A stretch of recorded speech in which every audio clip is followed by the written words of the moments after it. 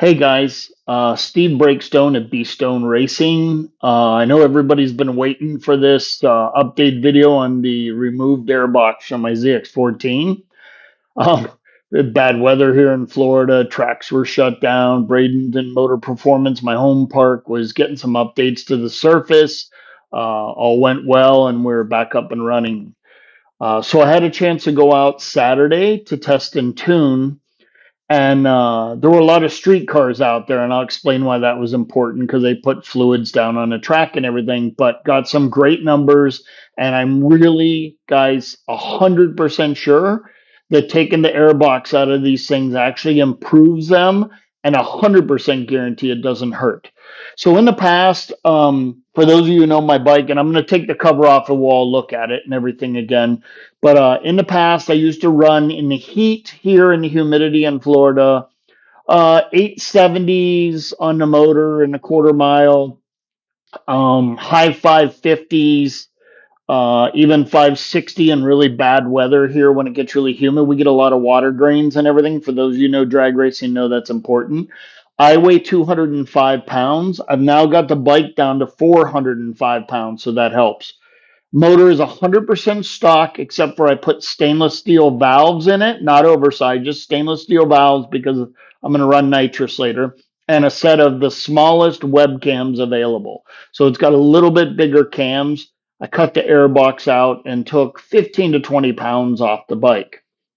So the main thing that I was looking for more than anything else is what's my mile an hour and a quarter mile, because that should be the number that if the airbox is working would go down if the airbox was effective, and if the airbox is useless in a quarter mile, which I believed it was, that number would either stay the same or maybe even improve. Well, I'm going to show you guys a time slip here, and here you can see, if you bear with me, 130/60 foot. 544, which is my fastest, quickest eighth mile ever. 860 at 151 miles an hour. So for sure, I picked up at least a tenth in the quarter and a couple of mile an hour. I've been 150 before, but it was in perfect weather. So that's to help you guys understand. Now, one of the things I'm going to do is I'm going to pull the bike apart real quick here. It takes 2 seconds. For anybody who hadn't seen it before, I'm going to show you the Airbox mod. And while I'm talking to you guys, I want to tell you that I have a lot of people to really thank for the lightweightness of this.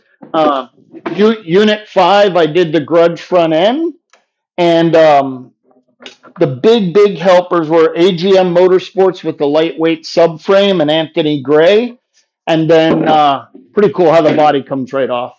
And then Todd Heiser did the velocity stacks. That's the most important thing I'm going to show you because he knows what velocity stack height needs to be if you decide to do this frame cutout.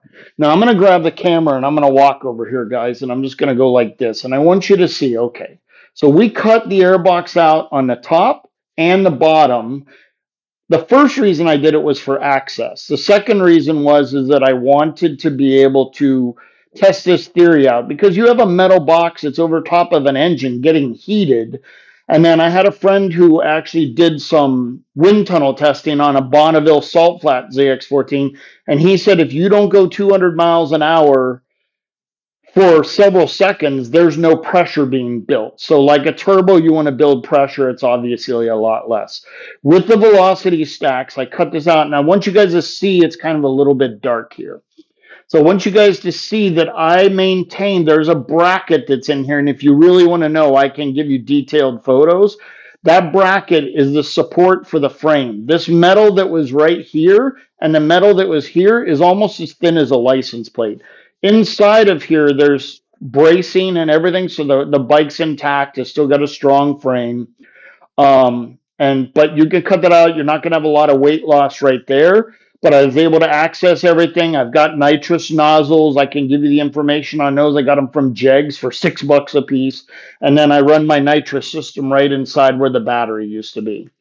My bike with the Todd Heiser, again, Dogwood Racing subframe, came from the seat brace came from him. I got the fuel tank. I got the batteries here. Everything's laid out really nice. Chris Bishop at Bone Stock Racing helped set that up for me. Nitrous bottle tucked in here, so everything's put in a good place. Got the Grudge front end now from Unit 5. Um, Joe Blackcat does that, and HRP makes a really good one too. They're both good guys, so either one that you want to deal with. So, guys, I don't want this to go much past 5 minutes. Please hit me up with comments, ask me questions, but 100% guarantee I love not having an airbox on this thing anymore, and I think it really helps the bike.